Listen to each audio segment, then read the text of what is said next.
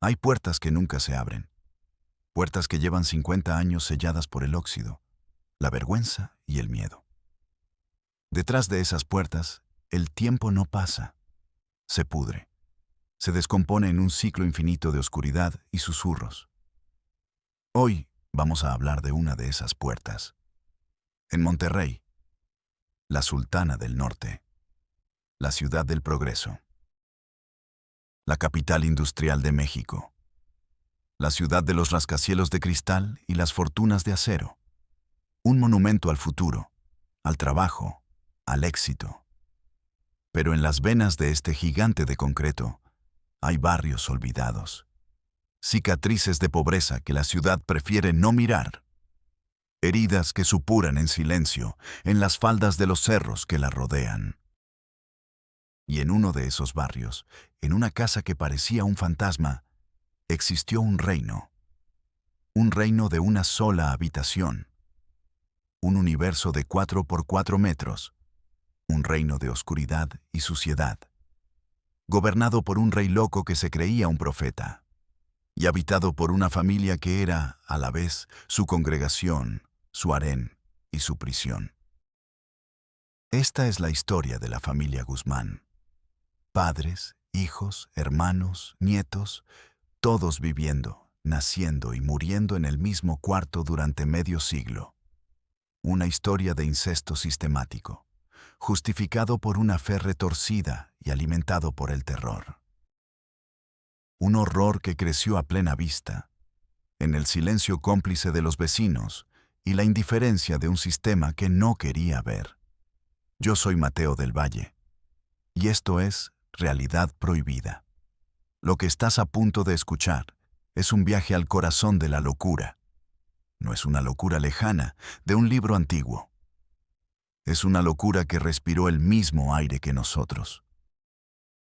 Te va a generar una profunda sensación de claustrofobia, de rabia, de incredulidad. Si tú eres de los que creen que esta oscuridad debe ser arrastrada a la luz, sin importar lo que revele, te pido que te suscribas, que le des tu fuerza a esta comunidad, porque hay horrores que solo pueden crecer en el silencio. Y el silencio que rodeó esta casa duró 50 años. Demasiado tiempo. El hombre que abrió esa puerta no era un policía, no era un periodista buscando una primicia. Era una pieza pequeña, casi invisible, del enorme y lento engranaje de la burocracia. Se llama Carlos Ramírez. Tenía 26 años en 2022. Un trabajador social recién contratado por el municipio de Monterrey. Idealista. Lleno de esa energía frágil de quien todavía cree que puede cambiar el mundo con una carpeta bajo el brazo. Su trabajo era absurdo. Realizar un censo de bienestar en una de las colonias más antiguas y marginadas de la periferia. Un barrio que en los mapas oficiales tenía un nombre, pero que los locales llamaban la Loma del Olvido. Un laberinto de calles sin pavimentar y casas a medio construir, aferradas a la ladera de un cerro como si tuvieran miedo de caer. Carlos iba de puerta en puerta. Hacía preguntas que a nadie le importaban. Llenaba formularios que probablemente nadie leería. Era el rostro amable de un sistema al que no le importaba nada. Un día, llegó al final de una calle sin salida. Frente a él había una casa que parecía un fantasma. Era diferente a las demás. No estaba a medio construir. Estaba a medio morir. Las ventanas estaban tapiadas con tablas viejas, grises por el sol y pedazos de lámina oxidada. La pintura, de un color que alguna vez fue azul cielo, se caía a pedazos, revelando el adobe desnudo como una piel enferma. El jardín era una maraña de hierba seca, llantas viejas y bolsas de basura que el viento había acumulado durante años.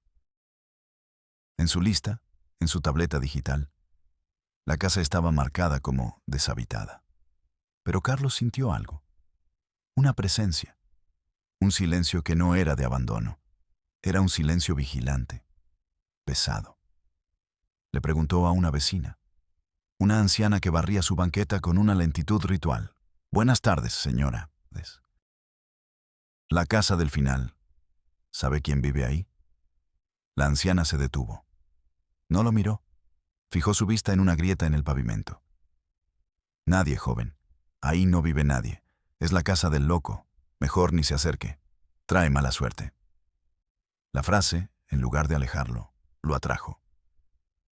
¿Por qué le mentían? ¿Por qué el miedo? Se acercó a la puerta principal. Estaba cerrada con un candado viejo y grande, cubierto de una costra de óxido rojizo. Y entonces lo percibió. Primero, fue el olor. Un olor agrio, denso, que se filtraba por las grietas de la madera como un gas venenoso. Un olor a suciedad antigua, a humedad estancada, a excremento, a algo que se había podrido muy lentamente durante mucho, mucho tiempo. Le revolvió el estómago. Tuvo que dar un paso atrás. Luego, escuchó un sonido. Un golpe rítmico. Sordo. Boom. Pausa. Boom. Pausa. Como un corazón enfermo latiendo desde las entrañas de la casa. Carlos se quedó quieto. El sol de Monterrey le quemaba la nuca, pero él sentía un frío que le nacía en los huesos. Algo estaba terriblemente mal. Podía dar media vuelta. Marcar la casa como deshabitada y olvidarla. Cumplir con su trabajo. Cobrar su quincena. Pero no pudo. La imagen de esas ventanas tapiadas, el olor, el golpe rítmico, se convirtieron en una obsesión. Esa noche no durmió. En su pequeño apartamento, con las luces de la ciudad brillando afuera, solo podía pensar en esa oscuridad. A la mañana siguiente, decidió romper el protocolo. Decidió abrir la puerta que nadie quería abrir. Volvió a la casa. Esta vez, solo. El candado era viejo. Lo rompió con una piedra grande que encontró en la calle. El sonido metálico pareció un grito en el silencio de la mañana. Empujó la puerta. Rechinó. Un sonido largo, como de un animal herido. Se abrió unos centímetros. El olor lo golpeó como un muro físico. Era insoportable. Una mezcla de amoníaco, de sudor rancio, de basura en descomposición, de enfermedad. Carlos se tapó la nariz y la boca con la manga de la camisa. Contuvo la respiración y entró. La primera habitación estaba vacía. Solo polvo y telarañas gruesas como algodón sucio. Pero al fondo había otra puerta. Una puerta interior, de madera sin tratar, cerrada con una tranca pesada por fuera.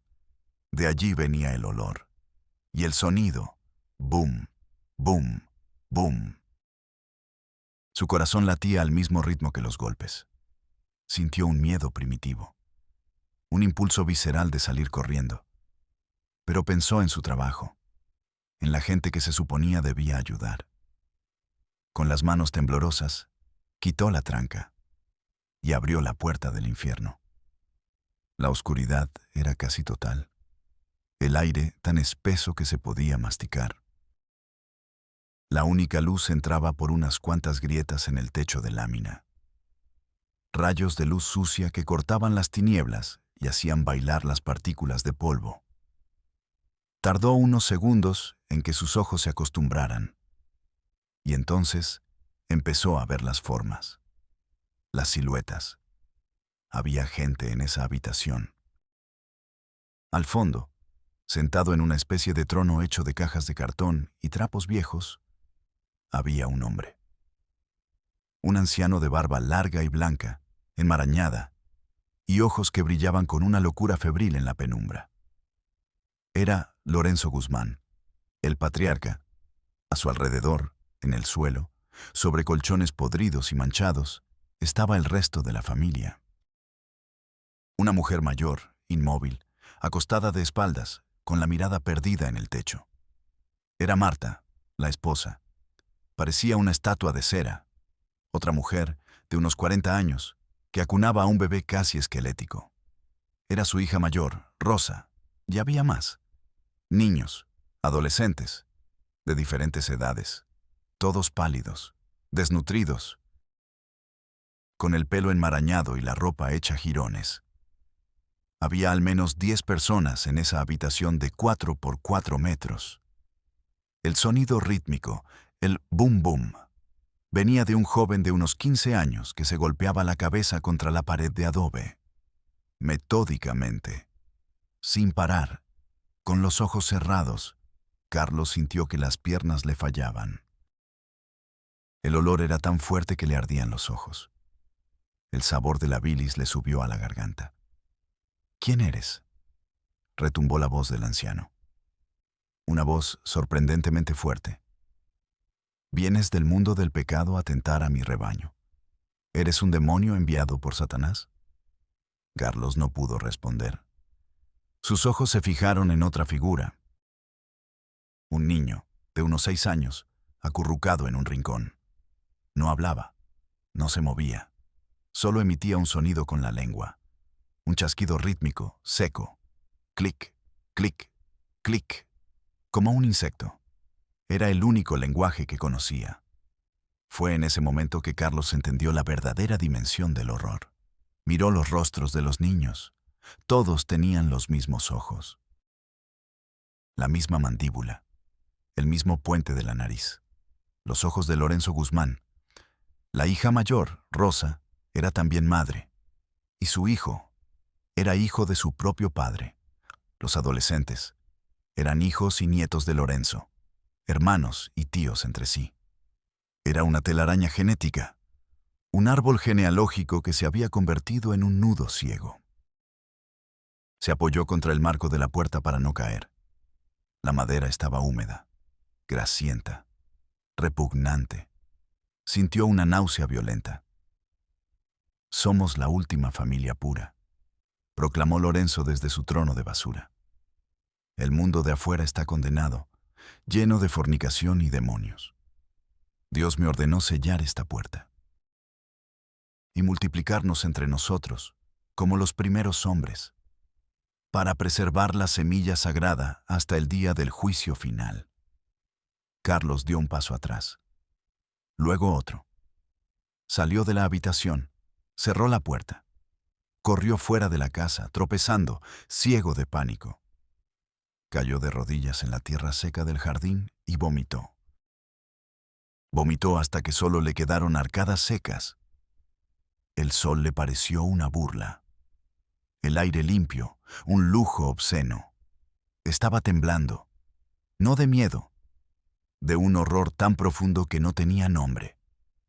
Acababa de estar en el corazón de una locura que había durado 50 años, a plena vista de todos.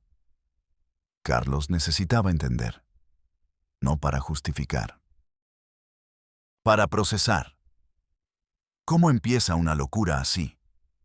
¿Cómo una familia entera se hunde en ese abismo? En los días siguientes, mientras luchaba contra la burocracia, se obsesionó con la historia de los Guzmán. Revisó archivos municipales. Habló con los vecinos más viejos, los que recordaban. Lorenzo y Marta no eran de Monterrey. Habían llegado en los años 70. Eran migrantes de un pueblo olvidado de Zacatecas. Llegaron a la gran ciudad buscando el sueño del progreso, el milagro mexicano. Pero la ciudad los devoró. Lorenzo encontró trabajos mal pagados, humillantes, en la construcción, en la limpieza. Marta limpiaba casas de ricos en San Pedro, donde la trataban como a un fantasma. La ciudad, con su ruido, su velocidad, su indiferencia, los asustó, los aplastó. Lorenzo, que siempre había sido un hombre religioso, se refugió en una versión extremista y paranoica de la fe. Empezó a leer la Biblia de una forma literal y retorcida. Empezó a ver demonios en todas partes. En la televisión, en la música, en la ropa de la gente. El mundo exterior era el infierno. Su casa era el único santuario.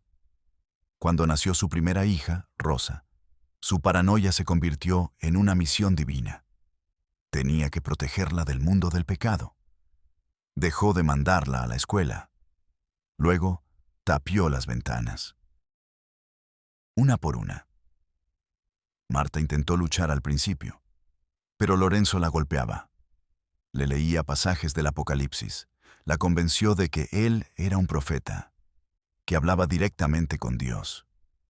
Con el tiempo, el miedo y el aislamiento la quebraron. Se convirtió en su primera discípula, en la sacerdotisa de su culto de mente.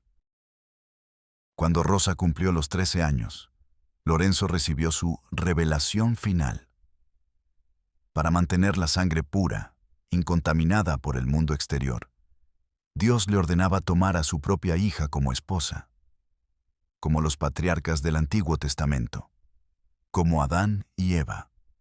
Como Abraham debía hacer un sacrificio para probar su fe, y así comenzó el horror. Rosa se convirtió en la madre de sus propios hermanos, y esos hijos, a su vez, crecieron en esa misma oscuridad, sin conocer otra realidad. La habitación se convirtió en su universo. El incesto, en su única forma de procreación. La locura del padre se convirtió en la única ley. Una ley que se sostuvo durante 3 generaciones. En el corazón de una de las ciudades más modernas de América Latina. Con el horror todavía fresco en su memoria, Carlos hizo lo que el manual decía. Fue a la policía municipal, entró a la comandancia. El olor a desinfectante barato y a café quemado. Lo atendió un oficial con una barriga que se asomaba por debajo de la camisa y una mirada de hastío infinito. Carlos, con la voz temblorosa, le contó todo. La casa, el encierro, los niños, el olor, la confesión del padre. El oficial lo escuchaba sin interés, mientras jugaba con su celular. Cuando Carlos terminó, el policía suspiró, un sonido de fastidio. «Mira, chavo», dijo, sin levantar la vista del teléfono. «¿Estás seguro de lo que viste? A lo mejor son nomás una familia de acumuladores, mugrosos. ¿Tienes pruebas de lo que dices? ¿Fotos? ¿Un video? Algo?» Vi a los niños. El hombre me lo confesó. Se cree en una secta. Su palabra contra la tuya. Escucha, meterse en esa casa, sacar a esa gente, nos va a generar un papeleo del diablo. Derechos humanos se nos va a venir encima, la prensa. Que si usamos la fuerza, que si violamos sus derechos. ¿Sabes qué? Mejor déjalo así. Son problemas de familia. Que ellos se arreglen. Mientras no maten a nadie, no es nuestro problema. Carlos se quedó sin palabras. El sistema no quería problemas. Quería que todo siguiera igual.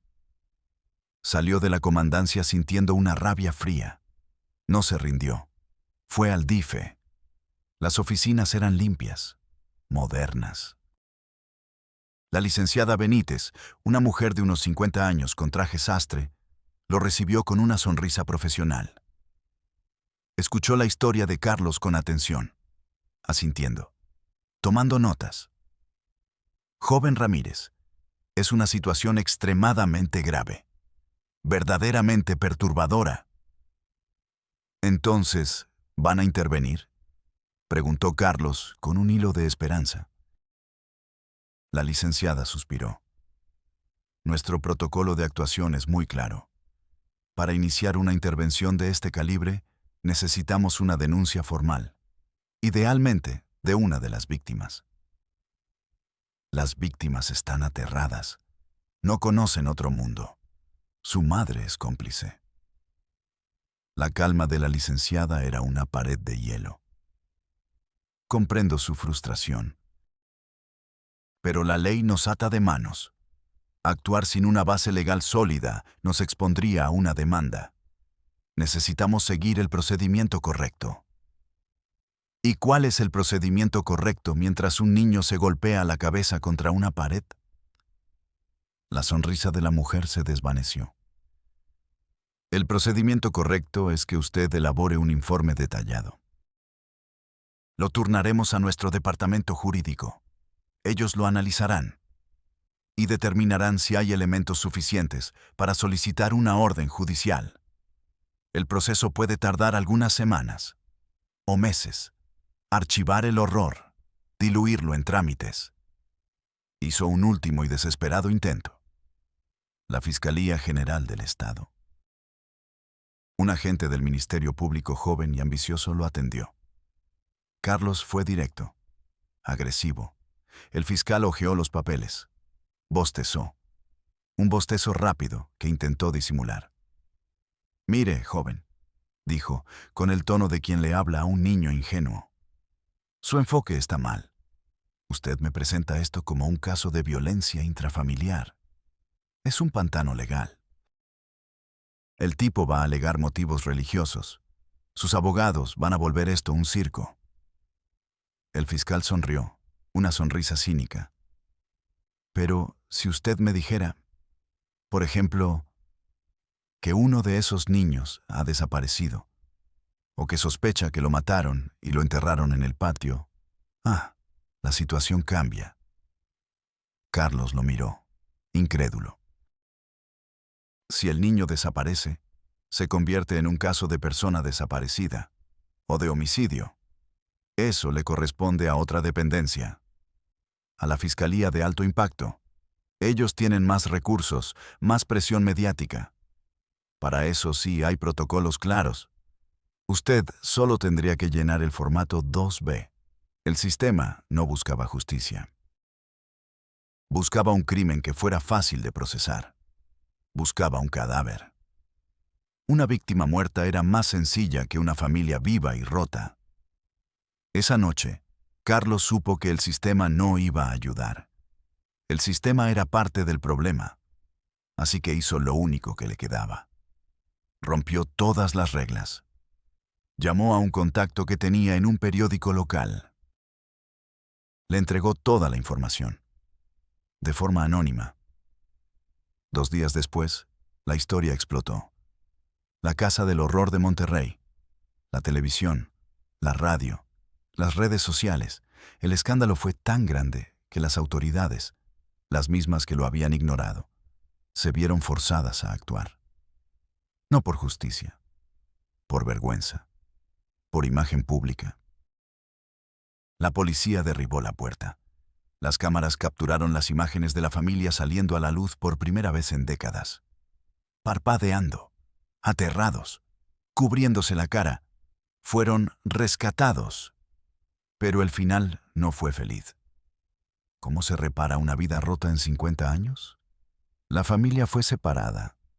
Los niños enviados a instituciones. Incapaces de hablar, incapaces de relacionarse, asustados de la luz del sol. El niño que se golpeaba la cabeza siguió haciéndolo, en una habitación acolchada. El niño que hacía chasquidos nunca aprendió a hablar. Rosa, la hija madre, se hundió en una depresión catatónica. Lorenzo fue declarado mentalmente incompetente. Enviado a un hospital psiquiátrico. Evitó la cárcel. Marta murió a los pocos meses, en un asilo, sin decir una palabra. La casa fue demolida. El terreno es hoy un lote baldío, cubierto de maleza. El sistema borró la evidencia. Carlos fue despedido por filtrar información confidencial. La historia fue olvidada. Reemplazada por el siguiente escándalo. Pero el horror fue real y nos deja una pregunta terrible. ¿Cuántas puertas como esa siguen cerradas en nuestro país? ¿Cuántos horrores crecen en el silencio que nosotros mismos les permitimos? Soy Mateo del Valle y nos vemos en la próxima Realidad Prohibida. Tienes toda la razón. Mis disculpas. No cumplí con el requisito de longitud en el intento anterior. Fue un error de mi parte. Ahora he reescrito y expandido significativamente el guión para asegurar que cumpla con los 40,000 caracteres que solicitaste, respetando cada una de tus directrices de estilo, ritmo, estructura y contenido. He añadido mucha más profundidad, detalle y las pausas sensoriales requeridas para construir la atmósfera y el impacto que buscas. Aquí tienes la versión completa y definitiva. Comienza la narración. Hay puertas que nunca se abren. Puertas que llevan 50 años selladas por el óxido, la vergüenza y el miedo. Detrás de esas puertas, el tiempo no pasa. Se pudre. Se descompone en un ciclo infinito de oscuridad y susurros. Hoy vamos a hablar de una de esas puertas, en Monterrey, la Sultana del Norte, la ciudad del progreso, la capital industrial de México, la ciudad de los rascacielos de cristal y las fortunas de acero. Un monumento al futuro, al trabajo, al éxito. Pero en las venas de este gigante de concreto hay barrios olvidados. Cicatrices de pobreza que la ciudad prefiere no mirar. Heridas que supuran en silencio en las faldas de los cerros que la rodean. Y en uno de esos barrios, en una casa que parecía un fantasma, existió un reino. Un reino de una sola habitación. Un universo de 4 por 4 metros. Un reino de oscuridad y suciedad.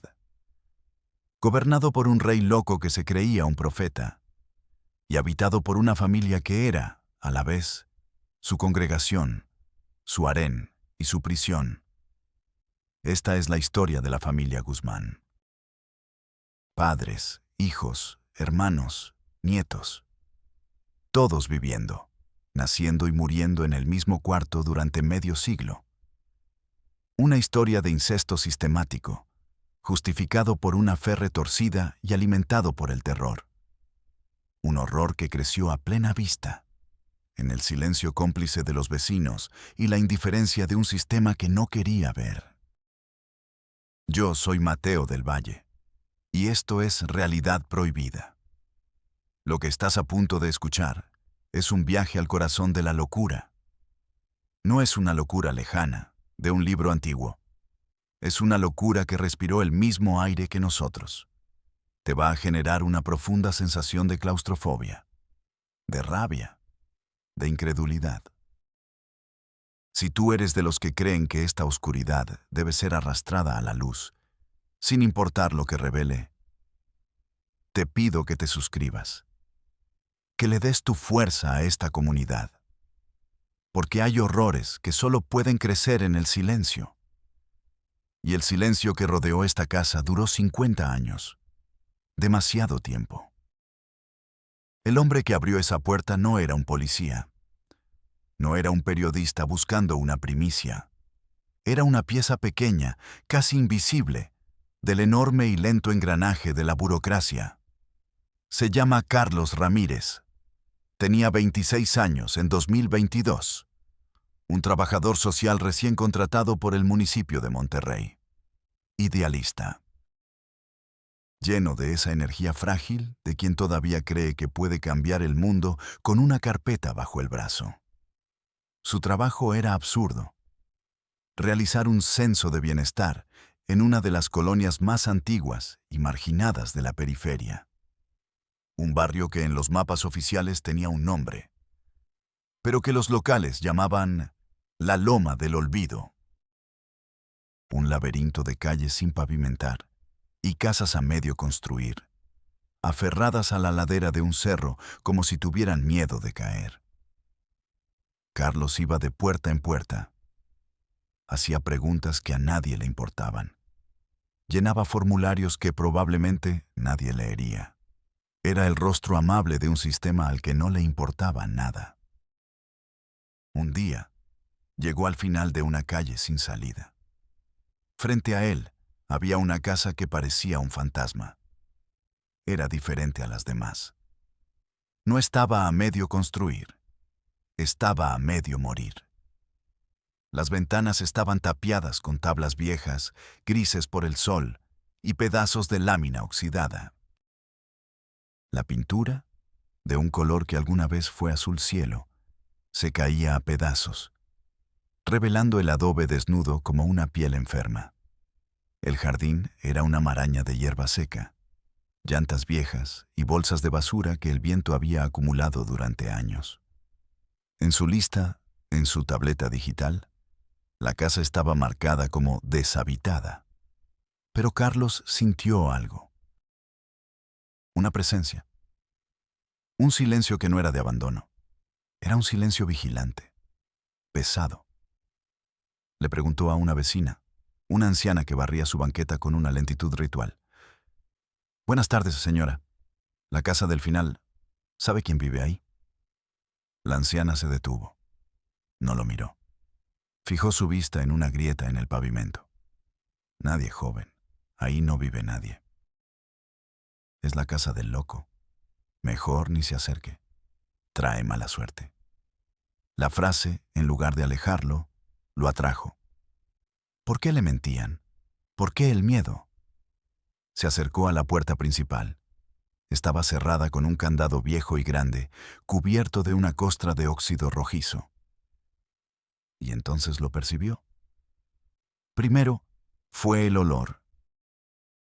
Un olor agrio, denso, que se filtraba por las grietas de la madera como un gas venenoso. Un olor a suciedad antigua, a humedad estancada, a excremento, a algo que se había podrido muy lentamente durante mucho, mucho tiempo. Le revolvió el estómago. Tuvo que dar un paso atrás. Luego escuchó un sonido, un golpe rítmico, sordo. Boom. Pausa. Boom. Pausa. Como un corazón enfermo latiendo desde las entrañas de la casa. Carlos se quedó quieto. El sol de Monterrey le quemaba la nuca, pero él sentía un frío que le nacía en los huesos. Algo estaba terriblemente mal. Podía dar media vuelta. Marcar la casa como deshabitada y olvidarla. Cumplir con su trabajo. Cobrar su quincena. Pero no pudo. La imagen de esas ventanas tapiadas, el olor, el golpe rítmico, se convirtieron en una obsesión. Esa noche no durmió. En su pequeño apartamento, con las luces de la ciudad brillando afuera, solo podía pensar en esa oscuridad. A la mañana siguiente, decidió romper el protocolo. Decidió abrir la puerta que nadie quería abrir. Volvió a la casa. Esta vez, solo. El candado era viejo. Lo rompió con una piedra grande que encontró en la calle. El sonido metálico pareció un grito en el silencio de la mañana. Empujó la puerta. Rechinó. Un sonido largo, como de un animal herido. Se abrió unos centímetros. El olor lo golpeó como un muro físico. Era insoportable. Una mezcla de amoníaco, de sudor rancio, de basura en descomposición, de enfermedad. Carlos se tapó la nariz y la boca con la manga de la camisa. Contuvo la respiración y entró. La primera habitación estaba vacía. Solo polvo y telarañas gruesas como algodón sucio. Pero al fondo había otra puerta. Una puerta interior, de madera sin tratar, cerrada con una tranca pesada por fuera. De allí venía el olor. Y el sonido. Boom, boom, boom. Su corazón latía al mismo ritmo que los golpes. Sintió un miedo primitivo, un impulso visceral de salir corriendo. Pero pensó en su trabajo, en la gente que se suponía debía ayudar. Con las manos temblorosas, quitó la tranca y abrió la puerta del infierno. La oscuridad era casi total. El aire, tan espeso que se podía masticar. La única luz entraba por unas cuantas grietas en el techo de lámina. Rayos de luz sucia que cortaban las tinieblas y hacían bailar las partículas de polvo. Tardó unos segundos en que sus ojos se acostumbraran. Y entonces empezó a ver las formas, las siluetas. Había gente en esa habitación.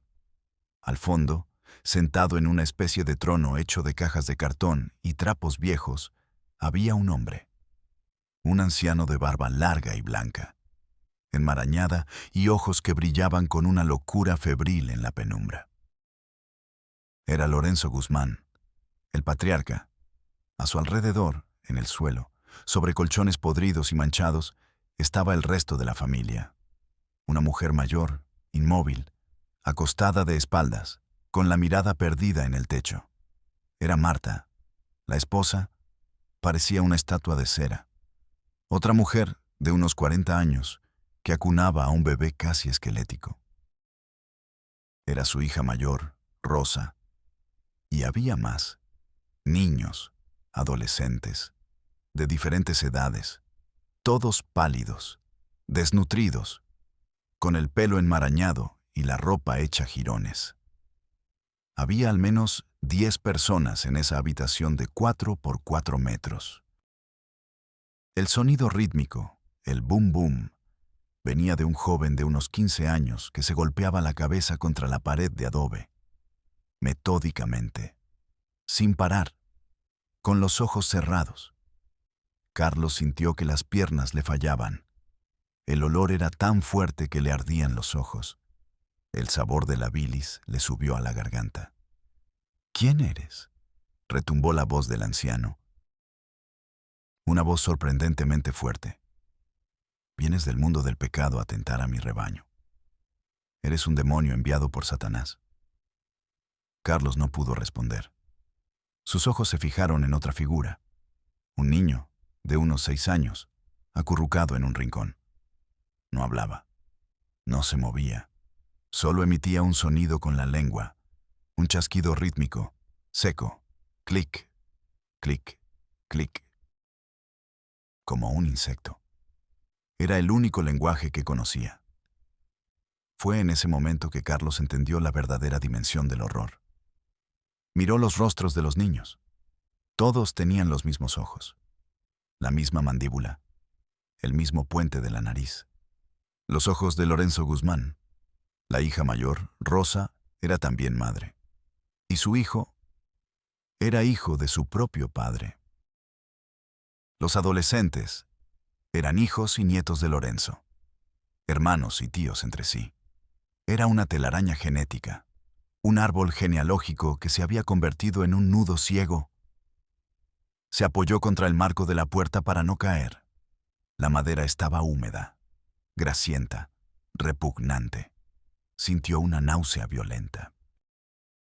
Somos la última familia pura, proclamó Lorenzo desde su trono de basura.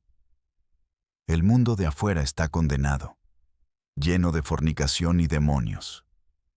Dios me ordenó sellar esta puerta y multiplicarnos entre nosotros como los primeros hombres, para preservar la semilla sagrada hasta el día del juicio final. Carlos dio un paso atrás, luego otro. Salió de la habitación, cerró la puerta, corrió fuera de la casa, tropezando, ciego de pánico. Cayó de rodillas en la tierra seca del jardín y vomitó.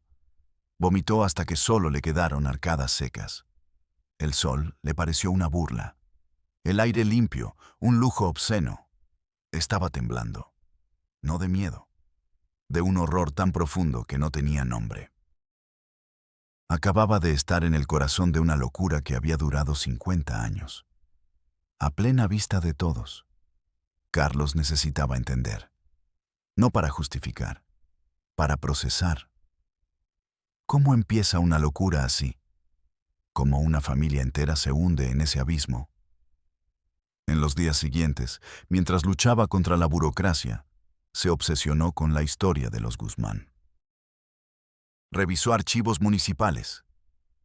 Habló con los vecinos más viejos, los que recordaban. Lorenzo y Marta no eran de Monterrey.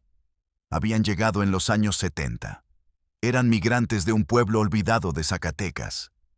Llegaron a la gran ciudad buscando el sueño del progreso, el milagro mexicano, pero la ciudad los devoró. Lorenzo encontró trabajos mal pagados, humillantes, en la construcción, en la limpieza. Marta limpiaba casas de ricos en San Pedro, donde la trataban como a un fantasma. La ciudad, con su ruido, su velocidad, su indiferencia, los asustó, los aplastó. Lorenzo, que siempre había sido un hombre religioso, se refugió en una versión extremista y paranoica de la fe. Empezó a leer la Biblia de una forma literal y retorcida. Empezó a ver demonios en todas partes, en la televisión, en la música, en la ropa de la gente. El mundo exterior era el infierno. Su casa era el único santuario. Cuando nació su primera hija, Rosa, su paranoia se convirtió en una misión divina. Tenía que protegerla del mundo del pecado. Dejó de mandarla a la escuela. Luego, tapió las ventanas, una por una. Marta intentó luchar al principio, pero Lorenzo la golpeaba. Le leía pasajes del Apocalipsis. La convenció de que él era un profeta, que hablaba directamente con Dios. Con el tiempo, el miedo y el aislamiento la quebraron. Se convirtió en su primera discípula, en la sacerdotisa de su culto de mente. Cuando Rosa cumplió los 13 años, Lorenzo recibió su revelación final. Para mantener la sangre pura, incontaminada por el mundo exterior, Dios le ordenaba tomar a su propia hija como esposa, como los patriarcas del Antiguo Testamento, como Adán y Eva. Como Abraham, debía hacer un sacrificio para probar su fe. Y así comenzó el horror. Rosa se convirtió en la madre de sus propios hermanos. Y esos hijos, a su vez, crecieron en esa misma oscuridad, sin conocer otra realidad. La habitación se convirtió en su universo. El incesto, en su única forma de procreación. La locura del padre se convirtió en la única ley. Una ley que se sostuvo durante 3 generaciones, en el corazón de una de las ciudades más modernas de América Latina. Con el horror todavía fresco en su memoria, Carlos hizo lo que el manual decía. Fue a la policía municipal. Entró a la comandancia. El olor a desinfectante barato y a café quemado. Lo atendió un oficial con una barriga que se asomaba por debajo de la camisa y una mirada de hastío infinito. Carlos, con la voz temblorosa, le contó todo. La casa. El encierro. Los niños. El olor. La confesión del padre. El oficial lo escuchaba sin interés mientras jugaba con su celular. Cuando Carlos terminó, el policía suspiró.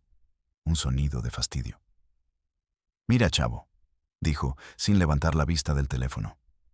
«¿Estás seguro de lo que viste? A lo mejor son nomás una familia de acumuladores, mugrosos». «¿Tienes pruebas de lo que dices? Fotos, un video, algo». «Vi a los niños. El hombre me lo confesó. Se cree en una secta. Su palabra contra la tuya.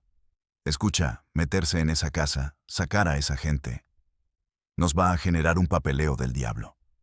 Derechos humanos se nos va a venir encima. La prensa. Que si usamos la fuerza, que si violamos sus derechos. ¿Sabes qué? Mejor déjalo así. Son problemas de familia. Que ellos se arreglen. Mientras no maten a nadie, no es nuestro problema». Carlos se quedó sin palabras. El sistema no quería problemas. Quería que todo siguiera igual. Salió de la comandancia sintiendo una rabia fría. No se rindió. Fue al DIFE. Las oficinas eran limpias, modernas. La licenciada Benítez, una mujer de unos 50 años con traje sastre, lo recibió con una sonrisa profesional. Escuchó la historia de Carlos con atención, asintiendo, tomando notas. «Joven Ramírez, es una situación extremadamente grave, verdaderamente perturbadora». «Entonces, ¿van a intervenir?», preguntó Carlos con un hilo de esperanza. La licenciada suspiró. «Nuestro protocolo de actuación es muy claro. Para iniciar una intervención de este calibre, necesitamos una denuncia formal, idealmente de una de las víctimas. Las víctimas están aterradas. No conocen otro mundo. Su madre es cómplice». La calma de la licenciada era una pared de hielo. Comprendo su frustración. Pero la ley nos ata de manos. Actuar sin una base legal sólida nos expondría a una demanda. Necesitamos seguir el procedimiento correcto. ¿Y cuál es el procedimiento correcto mientras un niño se golpea la cabeza contra una pared? La sonrisa de la mujer se desvaneció. El procedimiento correcto es que usted elabore un informe detallado. Lo turnaremos a nuestro departamento jurídico. Ellos lo analizarán y determinarán si hay elementos suficientes para solicitar una orden judicial. El proceso puede tardar algunas semanas o meses. Archivar el horror, diluirlo en trámites. Hizo un último y desesperado intento. La Fiscalía General del Estado. Un agente del Ministerio Público joven y ambicioso lo atendió. Carlos fue directo, agresivo. El fiscal hojeó los papeles. Bostezó. Un bostezo rápido que intentó disimular. «Mire, joven», dijo, con el tono de quien le habla a un niño ingenuo. «Su enfoque está mal. Usted me presenta esto como un caso de violencia intrafamiliar. Es un pantano legal. El tipo va a alegar motivos religiosos. Sus abogados van a volver esto un circo». El fiscal sonrió, una sonrisa cínica. «Pero si usted me dijera, por ejemplo, que uno de esos niños ha desaparecido, o que sospecha que lo mataron y lo enterraron en el patio, la situación cambia». Carlos lo miró, incrédulo. Si el niño desaparece, se convierte en un caso de persona desaparecida o de homicidio. Eso le corresponde a otra dependencia, a la Fiscalía de Alto Impacto. Ellos tienen más recursos, más presión mediática. Para eso sí hay protocolos claros. Usted solo tendría que llenar el formato 2B. El sistema no buscaba justicia. Buscaba un crimen que fuera fácil de procesar. Buscaba un cadáver. Una víctima muerta era más sencilla que una familia viva y rota. Esa noche, Carlos supo que el sistema no iba a ayudar. El sistema era parte del problema, así que hizo lo único que le quedaba. Rompió todas las reglas. Llamó a un contacto que tenía en un periódico local. Le entregó toda la información, de forma anónima. 2 días después, la historia explotó. La Casa del Horror de Monterrey, la televisión, la radio, las redes sociales. El escándalo fue tan grande que las autoridades, las mismas que lo habían ignorado, se vieron forzadas a actuar. No por justicia, por vergüenza, por imagen pública. La policía derribó la puerta. Las cámaras capturaron las imágenes de la familia saliendo a la luz por primera vez en décadas. Parpadeando, aterrados, cubriéndose la cara. Fueron rescatados, pero el final no fue feliz. ¿Cómo se repara una vida rota en 50 años? La familia fue separada. Los niños enviados a instituciones, incapaces de hablar, incapaces de relacionarse, asustados de la luz del sol. El niño que se golpeaba la cabeza siguió haciéndolo, en una habitación acolchada. El niño que hacía chasquidos nunca aprendió a hablar. Rosa, la hija madre, se hundió en una depresión catatónica. Lorenzo fue declarado mentalmente incompetente, enviado a un hospital psiquiátrico. Evitó la cárcel. Marta murió a los pocos meses, en un asilo, sin decir una palabra. La casa fue demolida. El terreno es hoy un lote baldío, cubierto de maleza. El sistema borró la evidencia. Carlos fue despedido por filtrar información confidencial. La historia fue olvidada, reemplazada por el siguiente escándalo. Pero el horror fue real y nos deja una pregunta terrible. ¿Cuántas puertas como esa siguen cerradas en nuestro país?